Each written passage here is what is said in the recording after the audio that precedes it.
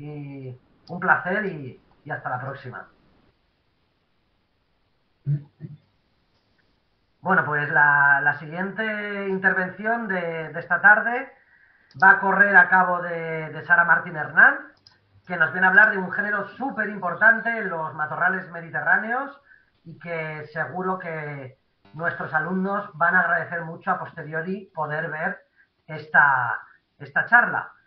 Bueno, Sara trabaja en la Universidad de Sevilla, en la Facultad de Farmacia, Departamento de Biología Vegetal y Ecología. Es contratada postdoctoral Margarita Salas y entre sus intereses destacan la biología evolutiva, la biogeografía de plantas mediterráneas, así como su aplicación para la conservación de especies amenazadas. Sara actualmente trabaja en temas bastante variados, pero sobre todo en estudios evolutivos de diferentes géneros de plantas mediterráneas.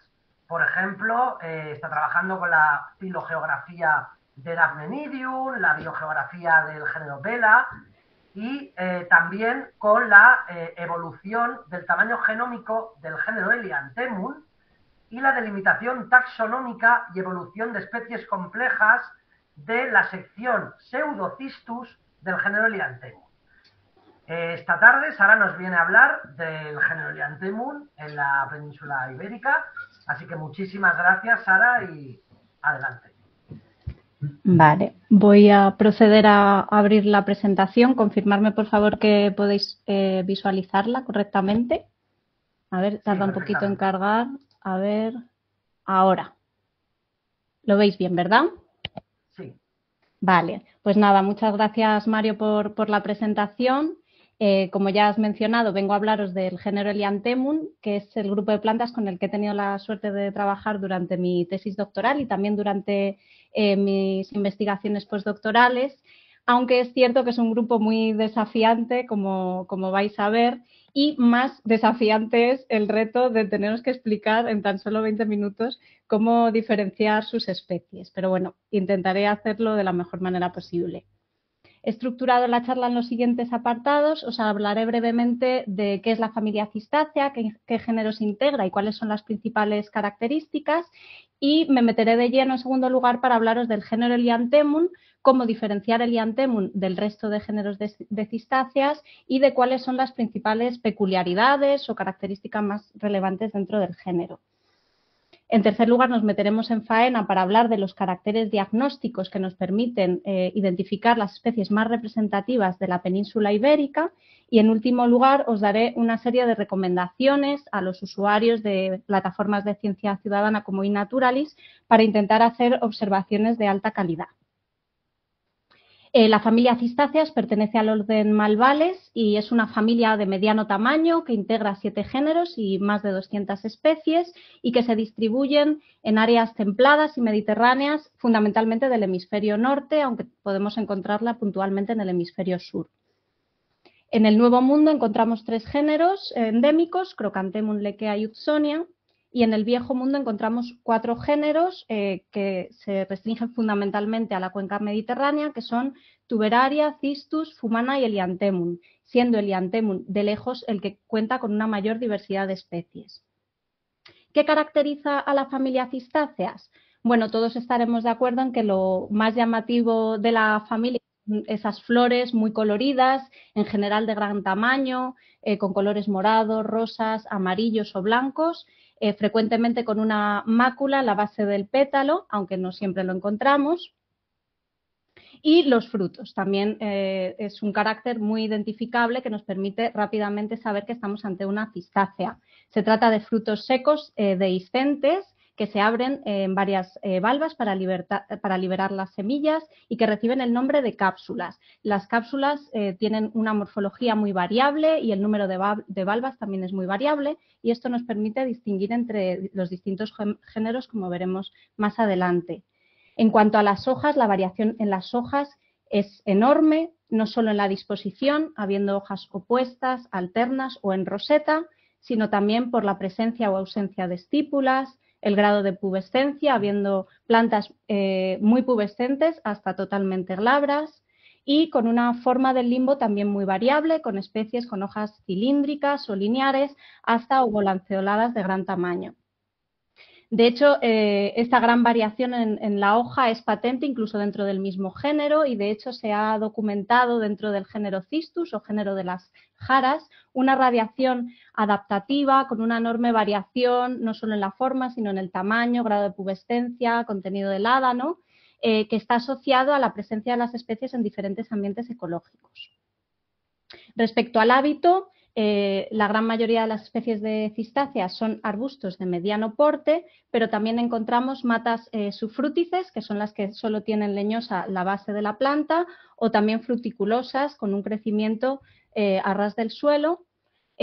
También hay hierbas perennes, en este caso un carácter exclusivo del género Tuberaria, y hierbas anuales, en este caso con representantes del género Tuberaria o del género Helianthemum.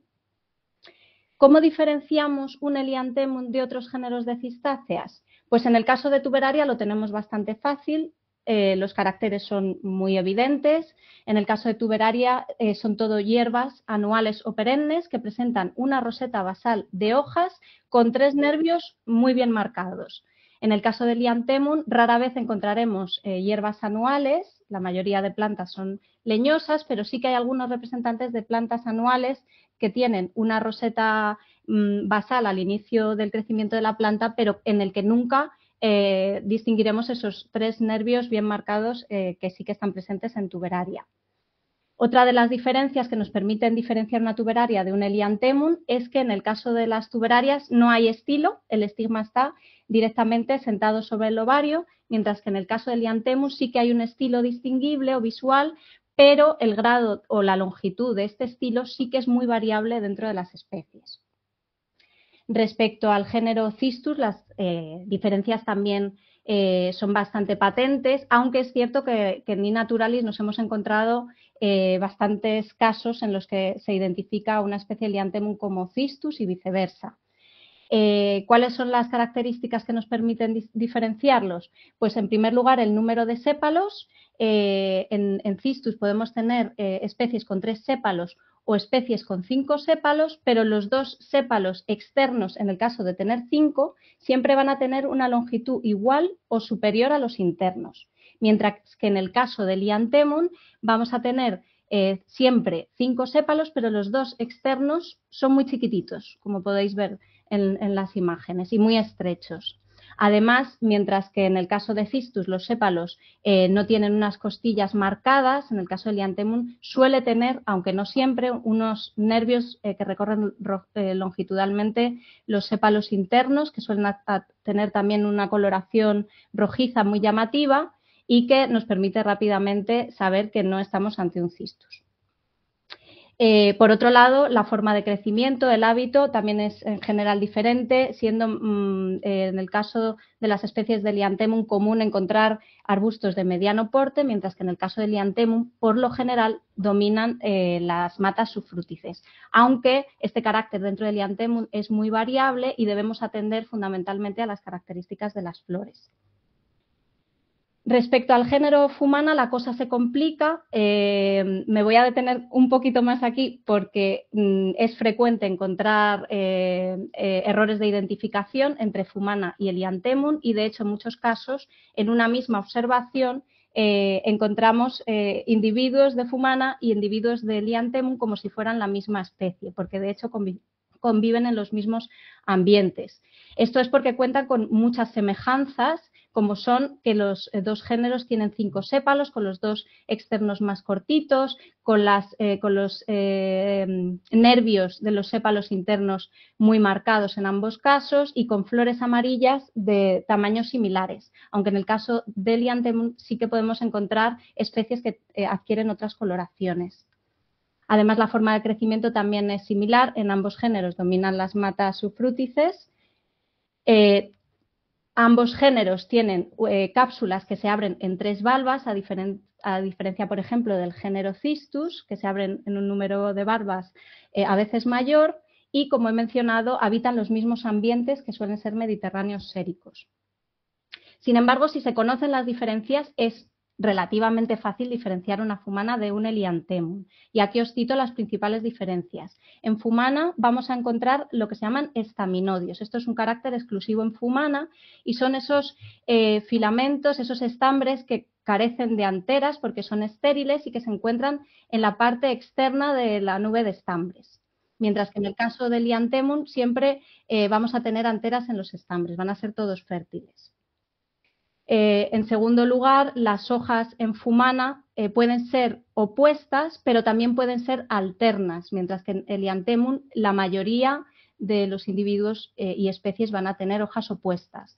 Además, las hojas en fumana suelen ser más estrechitas, más pequeñas y suelen abundar los pelos glandulíferos, lo que da una consistencia muy viscosa a las plantas por lo general, mientras que en el Helianthemum estos caracteres son, la presencia de pelos glandulares es muy eventual y las hojas suelen tener un mayor tamaño y ser más anchas también.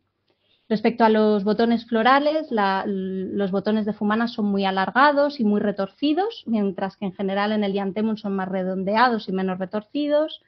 Y si tenemos la suerte de observar las plantas en estado de fructificación, será todavía más sencillo diferenciar una fumana de un Helianthemum, puesto que en fumana las cápsulas están orientadas hacia el suelo y las valvas están muy abiertas, pegadas a los sépalos internos, mientras que en el Helianthemum, por lo general, las cápsulas van a estar orientadas hacia arriba y las valvas van a estar, por lo general, o cerradas o solo parcialmente abiertas. Ya conociendo las diferencias respecto al resto de géneros de Cistáceas, os voy a explicar cuáles son las características más relevantes del género. Como habéis podido deducir de mis explicaciones, una de las características más llamativas es su enorme variabilidad fenotípica, siendo el género más variable prácticamente en todas las características de la familia, como es en la coloración de los pétalos, el número de estambres, el tipo de forma del embrión, el tipo de flor, que también denota sistemas reproductivos muy variables, el número de cromosomas y también la forma de vida, pudiendo haber arbustos, matas o hierbas anuales. Otra de las características del género es su extensa distribución geográfica, siendo también el género del Viejo Mundo más ampliamente extendido, encontrándose desde Macaronesia hasta Asia Central a través de la cuenca mediterránea, la zona eurosiberiana y Oriente Medio, aunque la mayoría de las especies se concentran en la cuenca mediterránea y más particularmente en la península ibérica, donde tenemos el récord en número de especies con entre 44 y 50 especies actualmente aceptadas. También es patente su gran amplitud ecológica, encontrándose algunas especies al nivel del mar y otras alcanzando los 3.000 metros de altitud y también sobre una gran diversidad de tipos de suelo. Y otra de las características que explica también su complejidad es el origen reciente y la rápida diversificación de la mayoría de sus especies. En un estudio que publicamos en el año 2019, documentamos la existencia de 3 radiaciones evolutivas dentro del género, que es una proliferación muy rápida de especies en un corto periodo de tiempo, en el caso del Helianthemum concretamente hace menos de 4 millones de años. Y si queréis conocer más detalles sobre los posibles desencadenantes de las radiaciones evolutivas del género, podéis acceder a este vídeo de YouTube de una charla que di en los cafés sistemáticos del Grupo de Sistemática y Evolución, que está colgado en el canal de la Sociedad Botánica Española. De esta manera no me detendré hoy en los aspectos evolutivos que también complican aún más la interpretación del grupo. ¿A qué se debe dicha complejidad? Pues como ya he mencionado, a la rápida y reciente diversificación de sus especies, de modo que no han tenido tiempo suficiente para diferenciarse morfológicamente. Entonces, los caracteres van a ser muy poquitos y muy lábiles. Esto también explica que sea frecuente la hibridación e introgresión, puesto que las barreras reproductivas son todavía muy lábiles. Y además tenemos una serie de especies complejas que tienen una enorme plasticidad fenotípica, de las cuales vamos a hablar. Son las 5 especies que se muestran en la pantalla: Helianthemum oelandicum, Helianthemum numularium, Cinerium, Marifolium y Apenninum, que se caracterizan, como digo, por ser muy polimórficas, ampliamente distribuidas y por contener muchos táxones infraespecíficos. ¿En qué repercute tal complejidad? Pues como ya he mencionado, en la enorme labilidad respecto a los caracteres diagnósticos, de modo que en la mayoría de las especies no hay un único carácter diagnóstico que permite identificar la especie, sino que debemos atender a un conjunto de rasgos que además son vegetativos y de hecho también en muchos casos son muy plásticos. De hecho, las flores no suelen aportar apenas caracteres, al menos a nivel de especie, aunque sí que permiten o ayudan a diferenciar los tres grandes grupos, como veremos a continuación. Y lo que sí es bastante informativo es la forma de crecimiento, pero en muchos casos los botánicos no tenemos acceso a las poblaciones naturales y en este sentido los especímenes de herbario pierden utilidad. Con este esquema reducido de la clave de flora ibérica que llevó a cabo Ginés López, lo que quiero ilustraros es la enorme complejidad del género y lo que he comentado de que las especies no están definidas por un único carácter, sino por un compendio de rasgos. Por ejemplo, para llegar a la especie Lianthemum marifolium podemos llegar bajo 5 vías diferentes. Para llegar a Lianthemum noelandicum bajo 3 vías, para Cinerium bajo 4 vías distintas, para llegar a Numularium otras 3 y para llegar a Peninum otras 3. Para que os hagáis una idea de la enorme complejidad también del uso de las claves.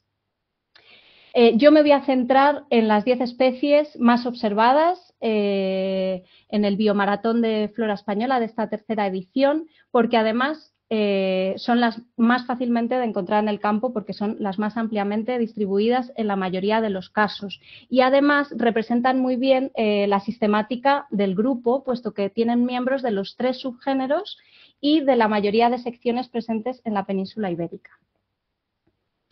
Dentro del subgénero Eriocarpum, las 2 especies observadas, que de hecho son las únicas presentes en la península ibérica, son la sección Argyrolepis y la sección Lavandulaceum, con los representantes Elianthemum squamatum y Elianthemum syriacum.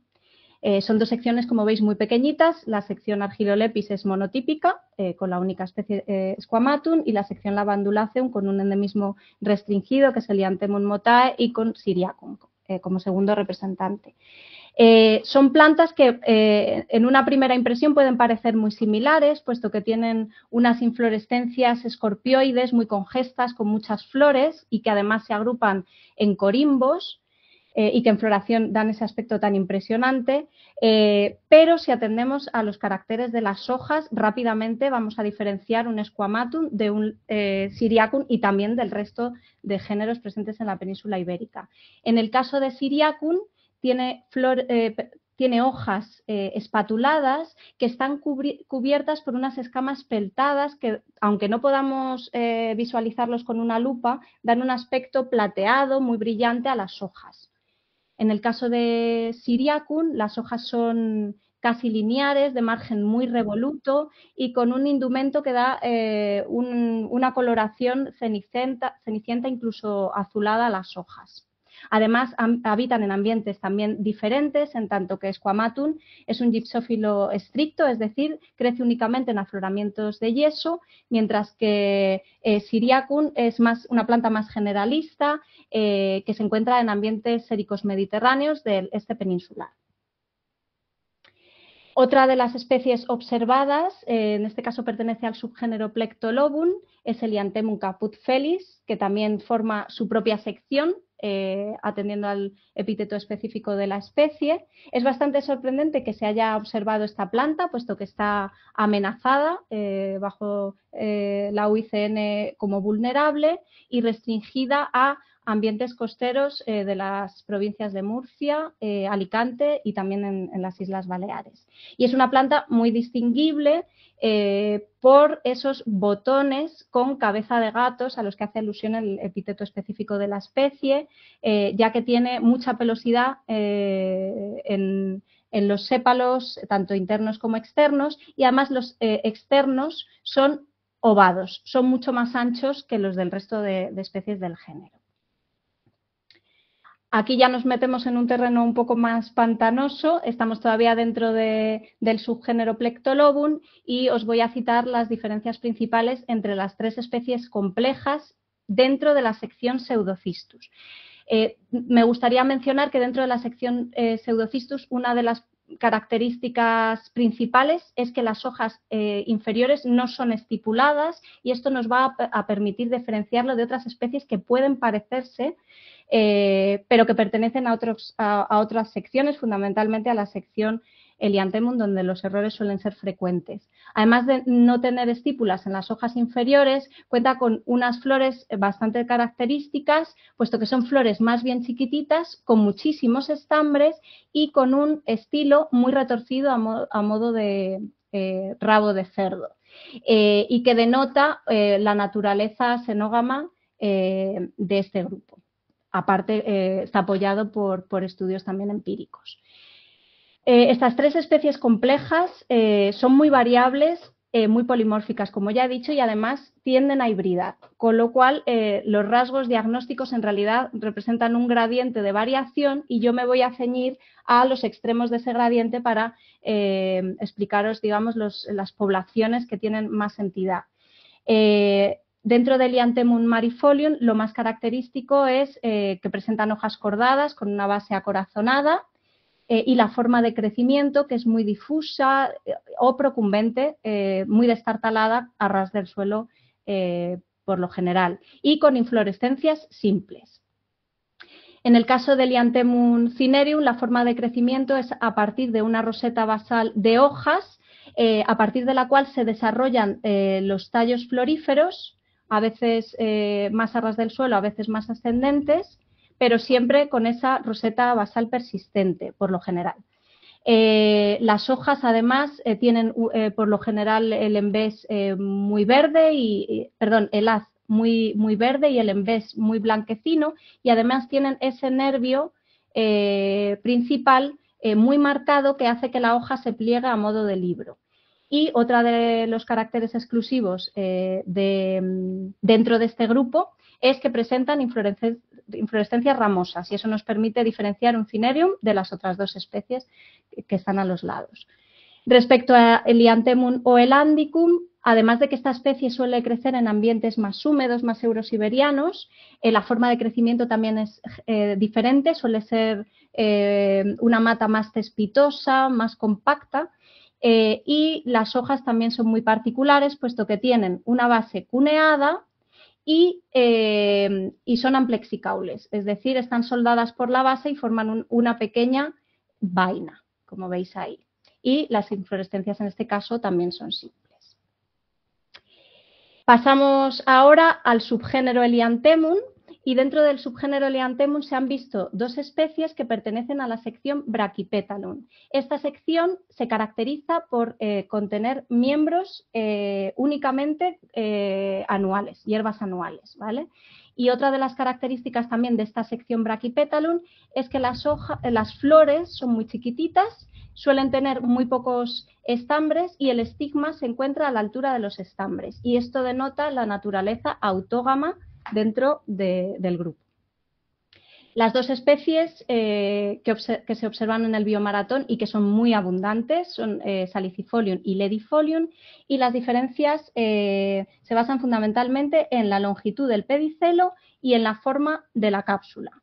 En Salicifolium la longitud del pedicelo es mucho más larga, podría asemejarse a la longitud de los sépalos internos, y las cápsulas son muy globosas. Mientras que en Ledifolium la longitud del pedicelo es mucho más cortita, el pedicelo suele ser muy ancho y las cápsulas parece que están casi sentadas y tienen forma trígona o triangular. Vale, ahora vamos a pasar ya a las tres últimas especies. También nos metemos de nuevo en terreno pantanoso. Estas tres últimas especies pertenecen a la sección Helianthemum y se diferencian de la sección Pseudocistus que he mencionado porque en este caso todas las hojas son estipuladas y la mayoría de las especies, salvo una, son plantas leñosas, aunque el tipo de hábito también es muy variable. Y esta sección también se caracteriza por flores de gran tamaño, con muchísimos estambres y donde el estigma suele sobresalir por encima de la nube de estambres, lo cual denota un sistema reproductivo xenógamo, aunque es frecuente también la autogamia. Luego estamos ante un sistema de reproducción mixto. Las 3 especies que se han observado en el biomaratón son Helianthemum hirtum, Apenninum y Nummularium. Hirtum es la especie más distinguible, puesto que tiene unas inflorescencias escorpioides con botones muy chiquititos, con las costillas de los sépalos muy marcadas y muy rojizas, los botones florales son muy retorcidos y además tiene unos pelos, unas cerdas muy largas que superan los espacios intercostales. Y atendiendo a estas características podemos diferenciar rápidamente un hirtum y diferenciarlo de las otras 2 especies. Respecto a Apenninum, las características principales es que la mayoría de las poblaciones tienen flores blancas, aunque a veces podemos encontrar poblaciones con flores amarillas y más raramente con flores rosas. Y lo más característico de esta especie es que en el haz de la hoja tiene un indumento de pelos estrellados, carácter que no vamos a encontrar dentro del Helianthemum nummularium, aunque estas 2 especies hibridan y podemos encontrar poblaciones con caracteres intermedios entre ambas. Respecto a Helianthemum nummularium, en este caso la mayoría de poblaciones tendrán flores amarillas, aunque también podemos encontrar flores rosas. Nunca hasta ahora se ha documentado la existencia de flores blancas, al menos que nosotros sepamos, y las hojas por lo general son muy anchas, con unas estípulas foliosas muy largas y con un indumento de pelos bifurcados en el haz de la hoja, a diferencia de Apenninum, que tiene un haz el haz con pelos estrellados. Os voy a dar una serie de recomendaciones muy brevemente para los usuarios de plataformas de ciencia ciudadana, como ya he mencionado, teniendo en cuenta todos los caracteres que os he ido contando y también un poco por mi experiencia con eNaturalis y los posibles errores o deficiencias. Como ya habéis podido observar, las flores de por sí no son informativas a nivel de especie, aunque sí que nos permiten diferenciar los grandes grupos, con lo cual una observación con una única foto del detalle de la flor no aporta información. Es importante también que se muestre la disposición de las flores en la inflorescencia y, si es posible, también el tipo de pubescencia de los botones. Las hojas aportan mucha información y es importante reflejar en las imágenes si las hojas son estipuladas o no estipuladas. Esto nos va a permitir, por ejemplo, diferenciar un Helianthemum nummularium de un Helianthemum oelandicum, que es uno de los errores más frecuentes. En tercer lugar, la forma de crecimiento es muy informativa, con lo cual es totalmente recomendable que se hagan fotos donde se visualice la planta entera. Y esto ya es más opcional, pero es muy interesante si se pueden aportar fotos del entorno, porque aportan mucha información respecto a la ecología de la planta y también nos ayuda a los botánicos a encontrar las poblaciones, porque nos apoyamos mucho en este tipo de plataformas para nuestros estudios y nuestras recolectas. Respecto a recomendaciones a la hora de hacer identificaciones, en primer lugar quería animaros a que no dejéis de incorporar observaciones por el hecho de no conocer las plantas. Ya se encarga la comunidad científica de intentar hacer las identificaciones siempre que sea posible. En segundo lugar, que no confiéis en las sugerencias proporcionadas por la aplicación, porque son una enorme fuente de error. De hecho, uno de los errores también más frecuentes que hemos encontrado es diversas especies de potentila que pertenecen a la familia rosáceas identificadas como Helianthemum nummularium. En tercer lugar, si tienes dudas sobre la identificación, es mejor no incluir el nombre de la especie, porque si no parece que se crea una especie de inercia de aceptar nombres aportados por otras personas. Y en cuarto lugar, no me he detenido a hablar de esto, pero no recomiendo hacer un esfuerzo excesivo en intentar identificar las subespecies dentro de las especies de Helianthemum, porque muchas de ellas tienen una dudosa validez taxonómica, como muestran muchos de los estudios genéticos que estamos desarrollando actualmente. Y eso es todo. Muchas gracias por vuestra atención. Espero que después de esta charla os animéis a conocer este interesante grupo.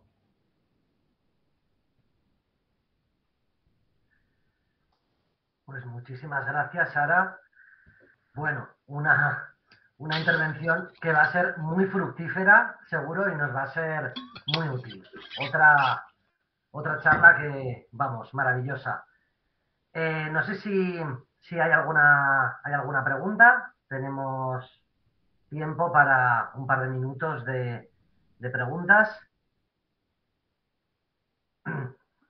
Yo te quería preguntar, ¿sabéis de dónde el origen de la radiación? eh, Has dicho, ¿no? Que hay donde más especies hay es en la península. Ujú. ¿Es el origen de la radiación? ¿Eso lo sabéis? Bueno, lo que en base a los estudios biogeográficos, el origen del género sería en el norte de África, donde también hay muchísimas especies. O sea, de hecho, en el norte de África probablemente lo que hay es una falta de conocimiento del grupo y probablemente haya más especies de las que están actualmente descritas o que se conocen. Y en base a nuestros estudios, el origen del género apuntaba al norte de África y también a las a dos de las grandes secciones, excepto la sección Pseudocistus, que sí que parece que tiene un origen en el sur, en el sur de Europa. Vale, vale. Y bueno, nos perdonará si nos confundimos con las identificaciones en Naturalis, pero es que por lo que veo, la variabilidad es tan grande, pero es que incluso dentro de una población, ¿no? Si entiendo bien, Sí. especialmente el subgénero Elianthemum, eh, El es el que más difícil subgénero puede ser. dentro del subgénero Elianthemum, la sección Brachypetalum es la de anuales y es relativamente sencilla, y la que sí que es bastante compleja es la sección Elianthemum, dentro del subgénero Elianthemum, que de hecho, no lo he comentado por no extenderme, pero un francés, Spatch, en su revisión taxonómica en 1836, lo trató como una única especie que denominó Elianthemum variabile. Así que os podéis hacer una idea de la enorme complejidad. Nosotros ahora estamos trabajando dentro de la sección Pseudocistus por ser más accesible, donde también hay cierta complejidad, pero desde luego la sección Elianthemum tiene que estudiarse mucho más en profundidad, con una aproximación genética claramente, e intentar resolver qué está pasando ahí, porque las plantas están en plena ebullición y en muchos casos es muy, muy difícil, sí, darle un nombre a las plantas. Genial, estupendo. Pues no sé si agradecerte tomar una aproximación distinta a la de este señor francés, porque nos has complicado también la vida, pero bueno, Yo creo me que, repito que yo sí. creo que como mencionaba Alejandro antes, una visión sintética, pero tampoco nos pasemos de sintético, ¿no? Un término medio podría estar bien. Exacto, exacto. Y ahí creo que estáis dando en el clavo, ¿no? En toda esta sesión que estamos teniendo de géneros extremadamente complicados y que, bueno, estamos atesorando aquí un material en forma de charlas bueno, que ya sabemos que quedará en esa biblioteca digital que estamos construyendo y que me parece que, bueno, un gran valor todas estas intervenciones. Así que muchas gracias, Sara. Gracias a ti, Ya Mario. vamos a